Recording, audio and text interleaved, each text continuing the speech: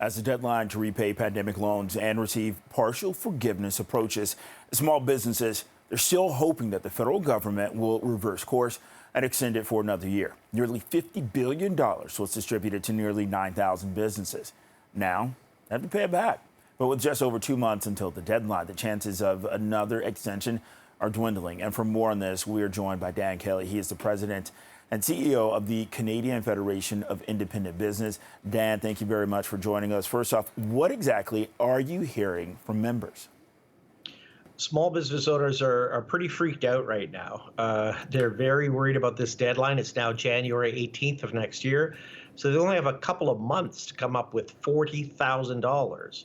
It may not seem like a ton of money if you're running a business, but my goodness, we've not had a normal month of sales for many of them in over 3 years. So it is a big struggle to come up with 40 grand. If you miss that deadline, your debt goes from $40,000 to $60,000, a 50% increase on January 19th. So that's why business owners are very focused on trying to figure out how to come up with the cash to pay back the loan that they took out to get through the pandemic. Okay, what's the alternative? What exactly is being proposed?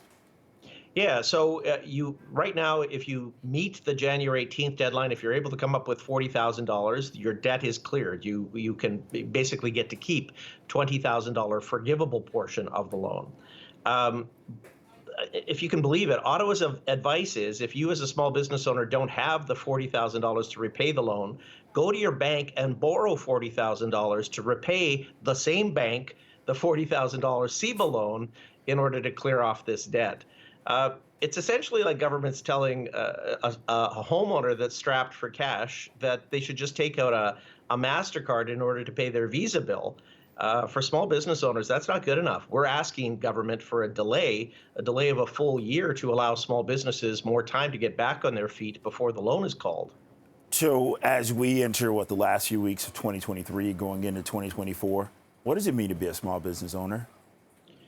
You know, we have not seen anything close to normal. We had been told, of course, coming out of the pandemic, there would be these boom economic times where people would be spending like crazy.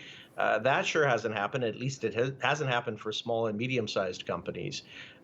So their sales are below 2019 levels in most cases. 50% of small businesses say their sales haven't materialized back to pre-pandemic levels.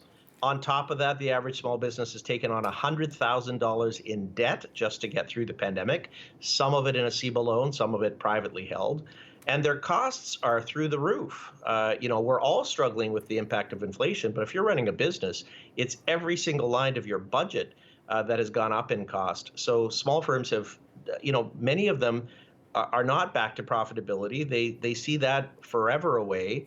Our worry is if the government gets too aggressive with these loans and sticks to the current deadline, many business owners are just going to give up. They're going to say, I'm sorry, I don't see a pathway back for my firm, and turn in the keys to the bank. And with this, as we wrap up, can the Canadian dream still be achieved by having your own small business?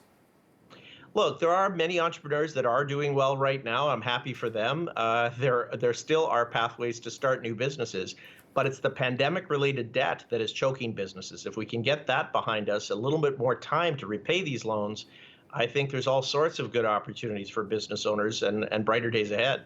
Dan Kelly, President and CEO of the Canadian Federation of Independent Business.